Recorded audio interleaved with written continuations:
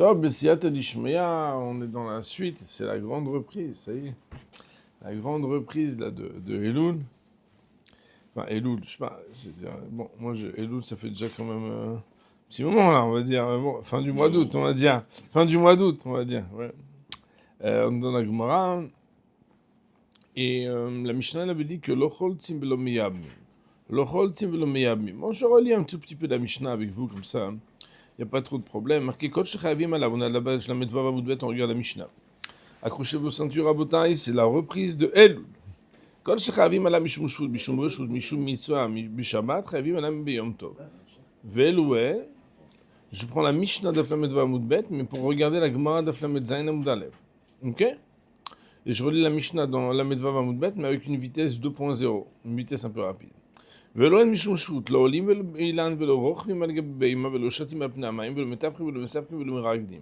Ça, c'est des choses qu'on appelle משום שבות. ולא אין משום רשות. Voilà les choses que c'est interdit à cause de reshut, que c'est pas shvut.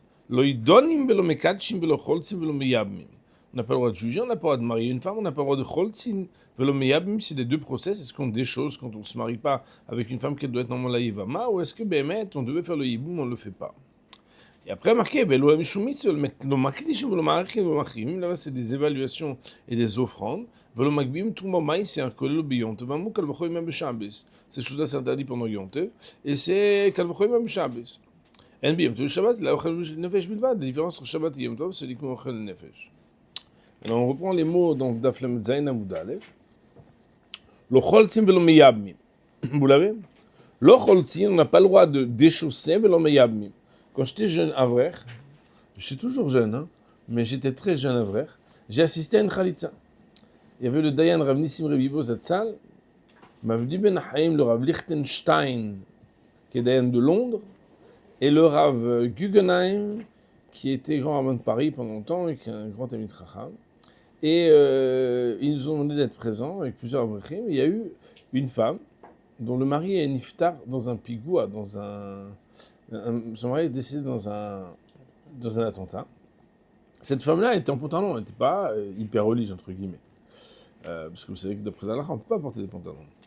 Et pourtant, en fait, elle voulait faire les choses en bonne et due forme. Donc, une personne qui avait la Yirat Shamayim, qui voulait faire les choses bien. Elle n'avait pas d'enfant. Il y avait le frère du mari qui était là. Et pour qu'elle puisse se remarier, comme vous savez, normalement, elle a ce qu'on appelle la zika.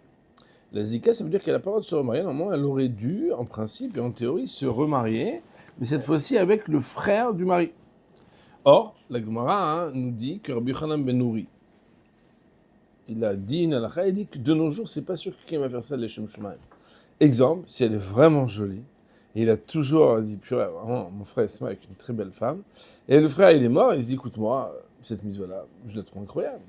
Et le bonhomme, il va faire ça, mais il va pas faire ça le Shem Shemaim. Or, le maïs, on va faire cette mise-là le Shem Shemaim. Alors, il y a eu une systématisation du processus de la chilitza. La chilitza, ça veut dire que dorénavant, de nos jours, on passe directement à l'étape qui s'appelle chilitza.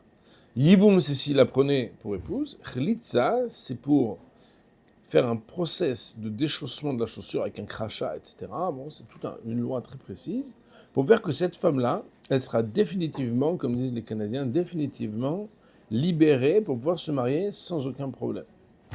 Bon, c'est vrai qu'il y a quand même une période de 3 mois, parce qu'il faut être sûr qu'elle n'était pas enceinte du premier kitso. Mais il y a tout un traité, qui est un des traités très difficiles. On dit qu'il y a 3 traités dans le Talmud qui sont très difficiles. Et leur Rachetevot, l'acrostiche, c'est Ani, Aïn, Nun, Yud. Eruvin, Nida, Yevamot. C'est 3 traités que ceux qui ne connaissent pas, ils ne comprennent rien. Et ceux qui connaissent, il va falloir bien étudier, parce que c'est des sujets qui sont assez originaux. Ouais. Eruvin, c'est une masséchet très difficile. Moi, je dis ça alors que je ne l'ai pas étudié. Voilà. Nida, Yevamot, c'est des sujets... En tout cas, pour vous dire que la chlitza, c'est ça. La Gemara dit, mais je comprends pas. Comment tu veux appeler ça que c'est d'abord reshut? Vea mitzvah korovit. Mais voilà que c'est une mitzvah qu'il a réalisée. Et donc la Gemara, elle dit que si be'emet, tu viens de nous dire que c'est mishum reshut, c'est pas considéré comme quelque chose que tu interdis mishum reshut, parce que c'est pas une action de reshut. Reshut, c'est le contraire de mitzvah. Ici, il fait quelque chose de mitzvah. C'est pas quelque chose à son initiative, c'est quelque chose qui vient répondre à la volonté d'Akadosh Baruch Hu. la Gemara de répondre, donc rappelez-vous toujours qu'il y a question et réponse, la Gemara de répondre, Lo yitzricha de ika godol, au mitzvah gadol leyabem.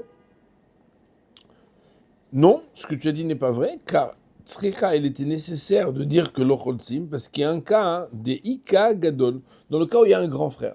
Autrement dit, il y a Norbert, Hubert et Gilbert, Norbert et Niftar, Hubert, et c'est le plus grand de ceux qui restent, et il y a Gilbert le petit. Et les Maaseh, quand Norbert est parti, normalement c'est d'abord Hubert qui doit... Et lui il vient, et il veut faire la Khlitza, mais c'est Gilbert. Quand Gilbert fait la Khlitza, étant donné qu'il y a quelqu'un d'autre qui passe normalement avant lui, alors là-bas il n'a pas de la mitzvah. Et celui-là, s'il veut faire la Khlitza, il va faire la Khlitza. Ah, mais si normalement ça doit passer par le grand frère, comment c'est possible que lui il vienne? Parce qu'il y a normalement une mitzvah que le grand frère il prenne. Mais si le petit frère il était venu, il était passé devant le grand frère, alors il a fait la mitzvah. Voilà, tout un sujet. C'est un sujet, il faut étudier. Moi, tu ne peux pas en parler comme ça, ça sert à rien. La Gemara dit, Kul ou Tama, Mai, et tous ces cas-là qu'on a dit, le Choltsim velo Meyabmim, à cause de quoi c'est que c'est interdit pendant Yom Tov? Gzera Shema Yichtov, de peur que Bémet il va venir à écrire. Rashi Akadosh, il nous dit que ça revient sur la partie qui parle de Danin. Ouais, vous vous rappelez que je l'ai lu tout à l'heure, là, quand on a parlé de Mishum Reshut, si vous regardez dans Mishnah avant, il y a marqué Danin Mekatchin Cholsim Meyabmim. Jugé, marié, Khalitsa Ibu. Ouais. Rashi dit, c'est quand la Gemara elle dit Vekul ou Tamama, elle revient sur les 4. Elle dit, c'est quoi la raison des 4? Et Rashi dit que Shema Yichtov, parce qu'on a peur que peut-être ils vont venir à écrire Psakdin, une décision du judiciaire du tribunal rabbinique Ledini, ou Shtar Irusin le Kiddushin, ou bien un contrat de mariage pour les fiançailles, Shtar Chlitza le Choletzet, un shtar qui vient libérer celle qui a eu le process de déchaussement des chaussures pour libérer du yiboum, pour, entre guillemets, certifier, ça y est, elle a un certificat, elle sort de là-bas, elle a un truc qui dit, c'est bon, madame, vous avez eu Chlitza, et que si jamais Bémet, à l'époque où on prenait encore la Yevama, que la fille, il y a un certificat qui dit, cette femme-là, son Yabam, il l'a prise pour épouse. Et donc on a peur que quelqu'un vienne à écrire si on lui permet de faire ça. Autrement dit, ce que nous sommes en train de dire, que basically, de manière basique et standard, cette action aurait pu être tolérable pendant Yom Tov, mais étant donné qu'elle peut amener une autre action, qui peut amener à un maasé, à une action, qui est une action totalement interdite, ça veut dire une action qui est une melacha, comme l'ikhtov, alors c'est quelque chose qui est interdit, que le Chacham, ils ont mis une barrière devant. La Gemara nous dit, donc le din là de Yiboum et Chlitza, Rabbi Chamenori, il faudra vérifier dans la halakha. C'est vrai que je me suis peut-être un petit peu avancé de ce que j'avais appris, mais bon, c'est... Velouen mishum mitzvah, voici les choses que c'est des mitzvot, et pourtant la Mishnah, elle interdit pendant Yom Tov. Lo makdishim, lo marachin, lo macharin. Vous vous rappelez que Ekdesh, c'est quand on offre un objet. Marachin, c'est quand on dit j'offre la valeur de Uber, ou bien j'offre ma propre valeur. Ve macharimim, c'est aussi quelque chose qui est quand on quand on offre d'une autre manière une offrande. Comme ça, on avait expliqué Béhémet, quand on a vu la Mishnah. La Gemara dit pourquoi tout ça? Gzera mishum mekach ou memkar. De peur que si on permet de faire ça, les gens vont faire des transactions. Pourquoi? Parce qu'ils disent bon, c'est bon, business is business. Quand c'est pour le bon Dieu, quand c'est pour nous, etc. Les gens vont arriver. Il dit Rashi HaKodesh, c'est quoi mekach ou memkar? Vous avez? Il y a marqué de mekach ou memkar damu shemoitzim irshut o l'irshut ekdesh. Parce qu'en réalité, la transaction, c'est une action qui fait transposer d'un reshut à l'autre. Tu sors de ton reshut à toi au reshut du Ekdesh, mais en même cas, sur Minamikra, et il y a un passage dans Isaïe qui montre que c'est interdit de faire des transactions. Inami, mais on peut dire aussi une autre manière. C'est quoi? Mais car au même cas, Shtare Mechira. Peut-être qu'en réalité, la raison pour laquelle c'est interdit, c'est parce que si Bémet, tu faisais quelque chose de transactionnel, tu arriverais à écrire, c'est interdit. Mais si tu viendras me poser la question, je n'ai pas compris. Donc tu n'as pas le droit de faire Ekdesh, Haramot et Archin à cause de Ktiva, mais ça s'appelle Xera l'Xera. La Gemara dit Veim Toima. Si tu dis Avia l'Xera l'Xera, Kula Chada Xera. Tout ça, c'est une seule et même Xera. Bon, toujours gênant cette manière que la Gemara a de répondre le Rashi, qui dit Xera, l'Xera, Chada, Xera, qu'est-ce que ça veut dire? Une seule et même barrière ou pas? On dit attends, tu fais ça de peur que tu fasses cette transaction. Et la transaction, c'est interdit. Parce que si tu dis tu mets une barrière pour une seule barrière, c'est-à-dire que si tu fais ça, tu vas faire une deuxième action qui ressemble à l'interdite, fine, je comprends. Mais sinon, j'ai peur que tu fasses Ekdesh, Haramot ve'archin, de peur que tu fasses des transactions, de peur que tu écrives. Donc il y a deux barrières là. Ça s'appelle Xera, l'Xera, dit non, c'est Chada Xera. De peur que la transaction qui amène facilement à l'écriture se fasse, ça s'appelle une seule et même barrière. En général, on n'apprécie pas quand on dit Xera, l'Xera, le risque c'est qu'on annule. C'est que non, c'est que normalement on met une barrière, on met pas deux barrières. Chachamim, ils vont pas extrapoler pour dire voilà. C'est un principe d'institution des lois. Il y a dans la halachot d'interdiction des rabbinats, il y a deux types. Il y a ce qu'on appelle Xera et ce qu'on appelle Takana. Xera, le Rambam, je crois que c'est lui qui dit que c'est Milachon Geder, c'est mettre une barrière de peur de ne pas tomber dans quelque chose de plus grave. Donc on dit Xera. Un bonhomme, par exemple, il lit devant un air pendant Shabbat, Xera Shemayate, de peur qu'en train de la lecture, il va faire pencher la mèche pour récupérer de l'huile. Ça s'appelle Xera. Mais si on dit non, on te dit voilà, il y a une première action A, qu'on interdit de peur que tu arrives à l'action B, qui elle-même pourrait amener à l'action C, qui elle est grave. Alors on dit, Chachamim, ils mettent une seule barrière, ils mettent pas deux barrières, c'est pas Xera. Par contre, Takana, c'est un autre type d'institution. C'est une institution parce qu'ils ont vu quelque chose qui ne marche pas dans le monde. Par exemple, le Prousboul, par exemple, la Takana B'Chamezake pour la Ktuba, etc. Ils ont vu que les gens, ils prêtent pas d'argent la veille de la Shemitah. Ils ont vu que les gens, ils s'énervent trop facilement avec leur femme. Ils disent, ouais, si t'es pas content, tu vas chez ta mère et toi. Ah ouais? Clause d'hypothèque. T'es prêt à perdre tout ton argent? Mais c'est marqué où dans la Torah? C'est pas de peur que. C'est pour prévenir les problèmes. Pour faire en sorte d'arranger le monde. C'est bon? Nous, on avance. L'Agma dit, Logma Mekbim, Trumot. On n'a pas le droit de lever des Trumot. Ou Masrot. Alors, en bataille, dans le monde aujourd'hui de la Hatrama, on a l'impression que lever des Trumot, ça veut dire demander de l'argent. Genre, pas du tout. Trumot ou Masrot, ça veut dire que le bonhomme, il vient, il veut manger. Voilà, moi, l'autre jour, il y avait des citrons. On a un citronnier, là, et qui, bon, j'ai appelé le Mahon des Mitzot Atliot Baaretz pour dire, voilà, et on ne sait pas s'il y a Orla, Shvi, truc, nana, Maïs, Rishon. Il m'a dit, mais voilà comment tu fais. Tu prends le process, tu prends ta pièce, tu prends et après, tu fais Trumot ou Masrot. Trumot ou Masrot, ça veut dire que tu veux prélever.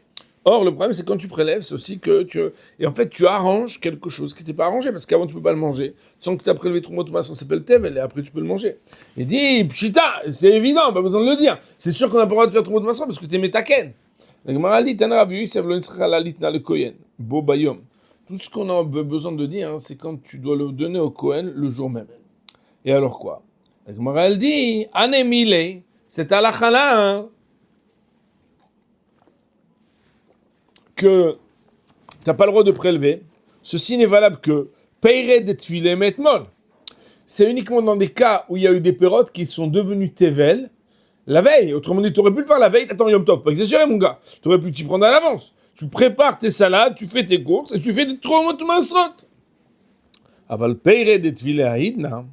Mais si on parle de fruits ou toute denrée céréalière, qui est devenue Hayav de Trumot ou Masrot aujourd'hui, ça veut dire que des Tvilé Aïdna est devenu Tevel aujourd'hui, Aïdna veut dire aujourd'hui, Kegon, comme par exemple, Issa, tu as une pâte, et elle n'était pas encore une pâte. Ta femme a dit, écoute, il y a des voisins qui vont venir, mais chérie, on est Yom Tov. Ouais, alors, c'est pas grave, il y a des voisins qui vont venir, je suis en train de préparer les halot, je vais les mettre au four, on va bien avoir des halot toutes chaudes de Yom Tov pour les voisins.